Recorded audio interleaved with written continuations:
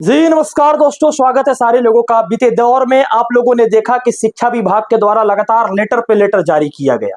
इस लेटर के माध्यम से मैं ये बताने वाला हूं कि आज जो बिहार में एक ऐसी खबर आई है जिस खबर को सुनने के बाद आपके पैरों तले धरती खिसक जाने वाली है। यह खबर कुछ और नहीं बल्कि ऐसी शिक्षा विभाग के द्वारा से यानी बीपीएससी के द्वारा से एक ऐसा न्यूज आया है जिसका इंतजार आप लोग कर रहे थे। ठीक आपके विपरीत यह न्यूज आया है। मैं ठीक कहने वाला हूं। बीते दिन आप लोगों ने वन कैंडिडेट वन रिजल्ट का आपने आंदोलन किया। उस आंदोलन के बाद लगातार आप लोगों ने डोमिसाइल का भी आंदोलन किया। उस आंदोलन के बाद भी ताती तात्या वाले जो लोग थे उन्होंने भी आज बीपीएससी घेरने का और साथ साथ आंदोलन किया ये कि टीआरई 3 में ये लागू ना करके टीआरई 4 में लागू किया जाए। जबकि लेटर भी निकल गया कि टीआरई 3 में जितने सारे ताती तात्या वाले लोग थे वह एचसी वर्ग से अब हटकर कहां चले जाएंगे, ओबीसी वर्ग में चले जाएंगे। इन सारे विषय वस्तु के बीच में बीपीएससी का चेयरमैन सर का जो एक बहुत बड़ा बयान आया है, इस बयान को सुनने के बाद आपको पैरों तले धरती जरूर खिसक जाएगी कि आखिर ये बयान है क्या।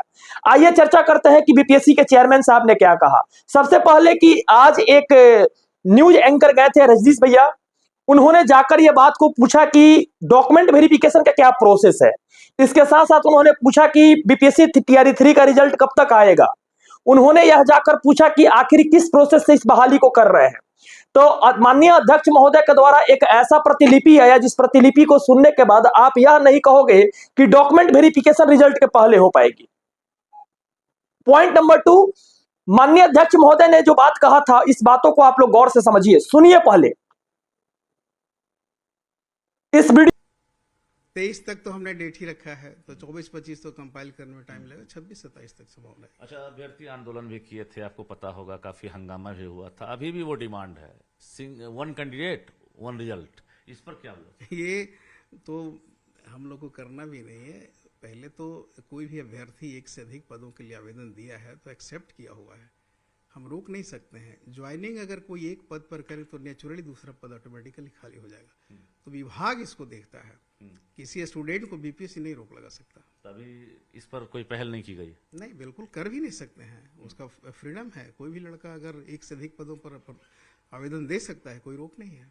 सिलेक्शन उनका एक से अधिक पदों पर ही हो सकता है, जो ज्वाइन करे ऑटोमेटिकली दूसरी पद खाली होगी, ये विभाग देखेगा। कैसा रिजल्ट रहेगा? क्योंकि लाखों अभ्यर्थी शामिल हुए हैं, वो इंतजार कर रहे हैं कि कटअप क्या जाएगा, रिजल्ट कैसा रहेगा, टीआरई 1-2 से टफ रहेगा या कम होगा।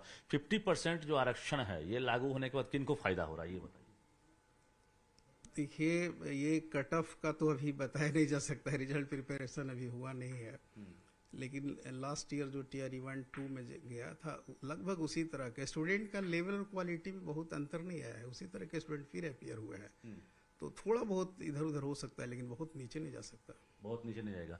लेकिन जो 50% आरक्षण है, जो पहले 65% था, तो उसमें किन कैंडिडेट को फायदा मिलने वाला? तो स्वाभाविक है, अनारक्षित पद बढ़ेगा, अनारक्षित का पद बढ़ जाएगा। तो उसमें कटअप डाउन होगा, जो अनारक्षित हैं उनका? नहीं, कटअप बढ़ भी सकता है। कटअप बढ़ भी सकता है, दोनों बात है। अच्छा, दूसरी बड़ी बात यह है कि अब चूंकि आप लोग इंटरनल तैयारी में जुट गए हैं, विभाग भी जुटी हुई है तैयारी में, तो टीआरई 4 को लेकर भी एक टारगेट चल रहा होगा। चूंकि लगातार आयोग जो है 1, 2, 3 एक अनुभव भी हो गया होगा बहाली करने का, इतनी बड़ी संख्या में टीआरई 4 को लेकर क्या टारगेट है? देखिए, अभी टीआरई 4 के बारे में बात करना थोड़ा सा ज़्यादा ही पहले हो जाएगा, क्योंकि विभाग के स्तर पर ही वैकेंसी आती है। और अभी टीआरई 3 ही जब क्लोज नहीं हुआ तो टीआरई 4 के बारे में बहुत। अगर विभाग आपको बोल दे अभी कि आयोग जो है टीआरई 4 भी ले ले, तो आप कब तक प्रिपेयर हो सकते हैं 4 लेने के लिए? तब तो 1 से 1.5 महीना टाइम लगेगा रेडी होने में। रेडी होने में मतलब अगर रिजल्ट आ रहा है सितंबर के लास्ट में, तो क्या उम्मीद किया जाए? चूंकि विभाग भी तैयारी में जुट गया है, तो यहाँ से जो प्रोसेसिंग है रिजल्ट के बाद, क्या आपके पास नई रिक्तियां आएंगी? तब नई रिक्तियां आएगी ये तो मैं कल्पना नहीं कर सकता हूं। अभी जो विभाग ही भेजेगा नई रिक्ति जैसे ही आता है तो हम लोग विज्ञापन का प्रोसेस शुरू कर देंगे। टीआरई 4 में कोई बदलाव भी करेंगे अगर आता है तो? नहीं, बदलाव के स्तर देखिए, बदलाव तो विभाग को ही करना रहता है, और जब विज्ञापन तैयार होता है विज्ञापन शाखा से तो उसका अप्रूवल प्रशासनिक विभाग से लेना पड़ता है। प्रशासनिक विभाग ही उस विज्ञापन का अप्रूव करता है, उसके बाद ही विज्ञापन फ्लोर पर जाता है। लाखों की संख्या में बिहार वाले भी हैं और वो डिमांड कर रहे हैं डोमिसाइल लागू हो। तो एज ए आयोग से सरकार कुछ सलाह मशवरा भी ली होगी कि भाई क्या आप लोग कहते हैं? चूंकि पुराने जो तत्कालीन चेयरमैन थे या जो के पाठक थे, एससीएस थे, उनके रीजन में डोमिसाइल लागू हुआ था। एज ए कंट्रोलर आपसे कोई सलाह वगैरह लिया गया? यार देखो, ये बिल्कुल सरकार से संबंधित मामला है और आयोग का इससे बहुत कंसर्न नहीं रहता है इसके बारे में। लेकिन कोई सलाह वगैरह अभी फिलहाल आपसे नहीं मैं ली? सलाह नहीं दे सकता, ये सरकार के संबंधित है। जी, रिजल्ट की जो तैयारी है, चूंकि फूक फूक के कदम रख रहे हैं आप लोग, कहते हैं दूध का जला जो है छाछ भी फूक फूक कर पीता है। टीआरई 1-2 का रिजल्ट आपने देखा है, बाद में अभी तक जो है फर्जी अभ्यर्थी निकल रहे हैं बाहर, तो क्या इसमें 3 में इस बार कैसा रहेगा? देखिए, आप ये चीज़ें एकदम क्लियर कर देते हैं कि जो भी अभ्यर्थी हमारे ऑनलाइन फॉर्म भरता है और जो भी फॉर्म वो अपलोड करता है उसी को मान लिया जाता है कि ये सत्य है। इसमें प्राइमा फेसी यही रहता है। तो प्रमाण पत्रों का सत्यापन वेरिफिकेशन डिपार्टमेंट करेगी। इस तरह का नोटिफिकेशन ऑलरेडी विभाग निकाले हुए है। तो हम लोग कोई भी प्रमाण पत्र को गलत या ये अयोग्य नहीं ठहरा सकते। उसने जो अपलोड किया है उसको यह मानते हुए कि इन्होंने एफिडेविट सही दिया है, उसके आधार पर मेरिट के आधार पर रिजल्ट निकलता है, प्रमाण पत्रों के आधार पर रिजल्ट नहीं होता है। तो इस बार जो डॉक्यूमेंट्स वेरिफिकेशन है उसको आप लोगों ने कहीं से नहीं देखा है? आप लोगों ने जो प्रमाण पत्र दिया उसके आधार पर रिजल्ट? बिल्कुल बिल्कुल, लड़के का मेरिट बहुत इंपॉर्टेंट है। वीडियो को देखने के बाद आपको यह बात पता चल गई होगी कि जो माननीय रजनीश भैया के द्वारा जो ये वीडियो बनाया गया है, उनसे जो इंटरव्यू लिया गया है, इस इंटरव्यू में माननीय अध्यक्ष महोदय को भी पता नहीं कि क्या होने वाली है। माननीय अध्यक्ष महोदय को यह भी पता नहीं है कि रिजल्ट किस तरह से जारी होगी। माननीय अध्यक्ष महोदय का बस एक ही बात कहना है कि जो मेरिट में होंगे उनको रिजल्ट दे देंगे। तो इसको तो हम कहते हैं कि बिहार की बहाली घोषित न करके पूरा यूपी के बहाली घोषित कर देना चाहिए, झारखंड के बहाली घोषित कर देना चाहिए। बिहार में वैकेंसी थोड़े निकला है, क्योंकि बिहार में जो वैकेंसी निकला था उसकी तो जो रिजल्ट आने वाली थी, उस रिजल्ट के माध्यम में सबसे पहला चीज ये होता है कि कोई भी वैकेंसी का जब पोर्टल खुलता है, जैसे भी हम अदर स्टेट डालेंगे, मान लीजिए कि हम यूपी में वैकेंसी के लिए जा रहे हैं, अदर स्टेट डालेंगे, तो अदर स्टेट डालने में केवल जनरल कैटेगरी का ही एक पोर्टल खुलता है। तो जनरल कैटेगरी का पोर्टल नहीं, बल्कि उसमें भी ओबीसी, ईबीसी, विकलांग वर्ग, सारा वर्ग खुल जा रहा है। तो इससे सारे वर्ग के लोगों को इससे बेनिफिट भी हो रही है। इस पोर्टल के माध्यम से सारे लोग अपने अपने जाकर सिस्टम में जाकर वर्क कर ले रहे हैं, और वर्क करने के बाद आप लोग देखे होंगे कि कुछ दिन पहले छपरा से पकड़ा गया 7 गो डोमिसाइल बनैले, और आज एक ऐसा एडवोकेट साहब के माध्यम से पता चला, एक एडवोकेट साहब ने अपना बयान दिया है कि पटना के डीओ जो है 4000 फोल्डर को छुपा लिया है। पटना का डीओ 4000 फोल्डर को छुपा लिया है, और कंप्यूटर शिक्षक का जो 8000 बहाली हुई थी, ठीक उसी तरह से 8000 बहाली में देख रहे हैं कि आज पटना हाईकोर्ट के द्वारा बहुत बड़ा एक लेटर निकला कि इन लोगों को जल्द से जल्द इनकी सर्टिफिकेट की जांच की जाए। जबकि जो भी लोग बहाल होते हैं पीजीटी में, उनको पीजी कंपलसरी होता है, पीजी करना कंपलसरी होता है, पीजी प्लस बीएड। आप बीटेक पर, बीसीए पर, बीबीए पर और सब चीज पर नहीं बहाल होकर जा सकते हैं। पीजी या एमटेक आपका होना जरूरी है। एमटेक अगर आप हैं, उसके बाद बीएड है, तभी आप शिक्षण प्रशिक्षण कर सकते हैं। यानी कहने का मतलब यह है कि पठन पाठन कहने का मतलब यह है कि बच्चों को किस तरह से शिक्षा देना है स्कूल के अंदर। आप पहले पठन करते हैं, आप उसका एक एल्गोरिदम पूरा करते हैं, 6 महीना का ट्रेनिंग होता है, उस ट्रेनिंग को पूरा करते हैं।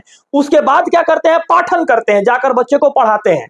तो आपके पास अगर पठन पाठन का डिग्री नहीं है तो आप शिक्षक कैसे बन सकते हैं? एक बहुत बड़ी बात पटना हाईकोर्ट के द्वारा कही गई।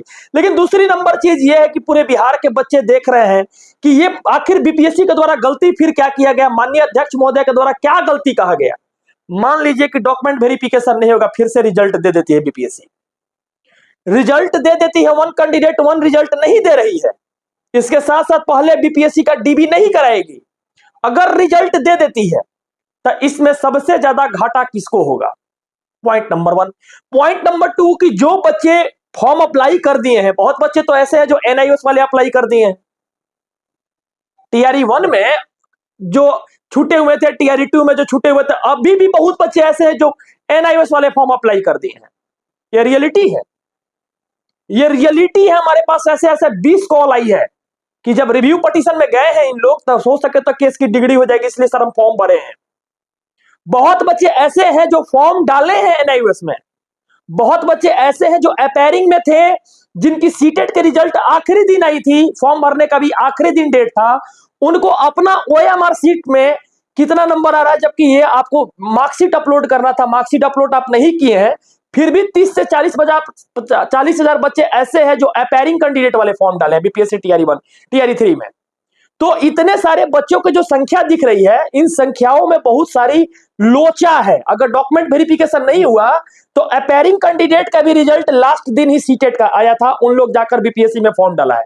जिस दिन फॉर्म भरने का अंतिम तिथि थी 1,21,000 बच्चे थे, वो बढ़कर शायद 1,71,000 या 1,61,000 हो गए थे। यानी जो भी अपेयरिंग कैंडिडेट सीटेट वाले की जो भी रिजल्ट आई थी, उन सारे लोग इस फॉर्म को भरे हैं। उसके साथ साथ बीएससी आईटी एक बहुत अच्छा कोर्स है, इसमें भी अगर मान लीजिए कि मैथ में सब्सिडरी में इनको मौका मिलता तो सही रहता। बीबीए वाले को हटा दिया गया, जबकि उसमें कॉमर्स का जो अपडेट मॉडल है उसको बीबीए कहते हैं, उसको भी हटा दिया गया 6 to 8 से। तो बहुत सारी ऐसे लोचा है जो बच्चे को परेशान कर रही है अंदर ही अंदर। तो जब तक सरकार इसके ऊपर संज्ञान नहीं लेती है, जब तक इसके ऊपर सोचती नहीं है, बिना जांचे परखे रिजल्ट दे देगी बीपीएससी। आप डॉक्यूमेंट वेरिफिकेशन करते रहो। ये पाठक जो गेम खेला था ना, आज एक एडवोकेट साहब का इंटरव्यू लिए है, उसको कल चलाएंगे। उस एडवोकेट साहब का इंटरव्यू को मैं दिखाएंगे और सारा चीज जो जो विषय वस्तु पे चर्चा हुई थी उसके ऊपर भी चर्चा करके आप लोग को बताएंगे और दिखाएंगे। ये इतनी बड़ी स्कैम घोटाला हुई है ना कि इसकी जांच होगी, आने वाला समय में इसकी जांच होगी और ये पटना हाईकोर्ट ही जांच कराएगा। क्योंकि जिस सूत्र आधार पर पटना हाईकोर्ट ने शिक्षा विभाग को पकड़ा है, उस सूत्र आधार पर देखा जाए तो ऐसी परिस्थिति अभी तक की किसी बहाली में नजर नहीं आई थी देश के आजादी के बाद, जो बीपीएससी ने करके दिखा दिया।